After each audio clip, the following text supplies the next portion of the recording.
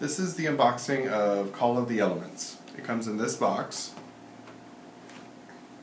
It comes with the rule book, which is fully colored with all the instructions and the anatomy of the cards. It comes with the 6 different elemental decks, 6 different life counter 20-sided die, and a chaos deck.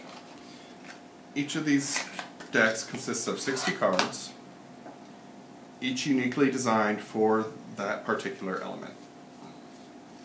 Each deck has 10 land cards, 5 building cards, and 5 artifact cards, and 20 cards assorted between spells and creatures. Now we'll be going through the first round of play. We rolled the dice and the life player won. He set up his library right here and his life counter at 20, which every player starts at 20 at the beginning of their play.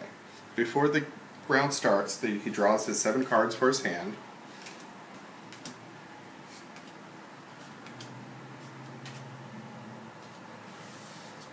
And gives them a look. Normally the other player will not be able to see this, as it is in his hand.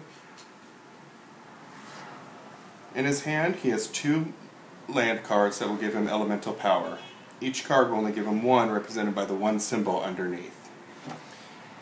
The beginning of the round starts with the refresh phase, but because it is the beginning, there are no cards to untap. So the next stage is a draw phase. He draws another card and adds it to his hand. The next phase is the main phase, where he will play one of his land cards so he can generate elemental power. Because he only can generate 1, he only has 1 card he is able to play, which are the elves that he just drew. So he'll tap the mana and then play the card. The creature currently has summoning sickness, so he is unable to use them for manpower or to attack. So the next couple phases of attack, resolution, and the second main phase are not necessary for the first turn.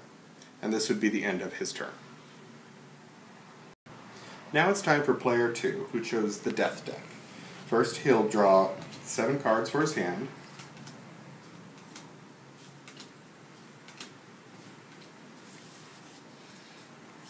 And look them over. Again, normally the other player would not be able to see this. Now he has a land card that actually will generate 3 elemental power.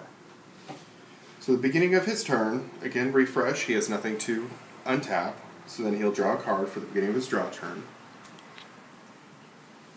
Now since he only has 1 land card, he only has that to play, but because it generates more than just 1 elemental power, it comes into play tapped, so he's unable to use it.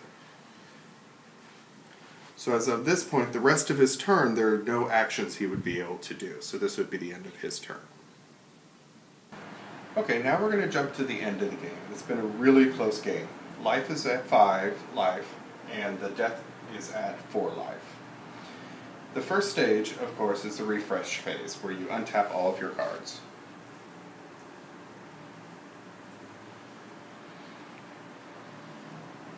And the next phase is the draw phase, where the life will draw 1 card. Now at the beginning of the main phase, life wants to play a building, which he will have to tap one of his creatures for the manpower to build the building. He'll place the building on top of a land. Buildings must be placed on lands, and artifacts can only be placed on buildings. They cannot be standalone elemental power sources. So the next phase is the attack phase. Since the life totals are so low, life is going to go for the final attack, and attack with everything.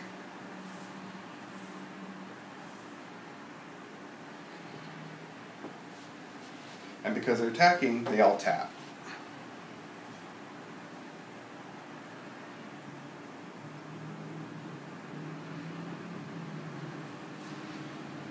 Now Death has to assign defenders. He'll assign his Rotting Treant to the Treant, and the Skeletal Knights to the Elven High Priestess.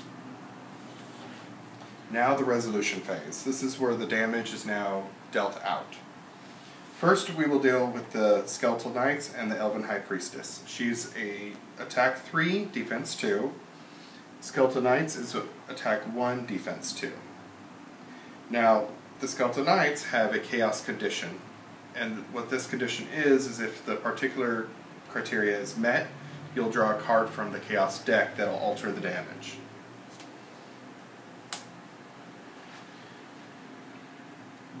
He drew playing it safe, which means the damage is kept the same, there is no change. So the results of this attack is the Skeleton Knight would die. Now we will deal with the Treant and the Rotting Treant. The Treant has an attack of 1 and a defense of 4, and the Rotting Treant has an attack of 2 and a defense of 3. But the Rotting Treant also has a Chaos condition that is met by this attack. The card drawn for this one is Elemental Explosion. Now this card states that damage dealt, healed, or prevented by the card that initiated the Chaos condition, which in this is the Rotting Treant, is doubled and dealt to both the target and the caster being the Death deck. So that means the damage of 2 is doubled to 4, which means that this Treant would die. But the 4 damage is also dealt to the caster, which is the Death deck, which just happens his total is 4, so now he is dead. His life total has reached 0, and he has lost the game.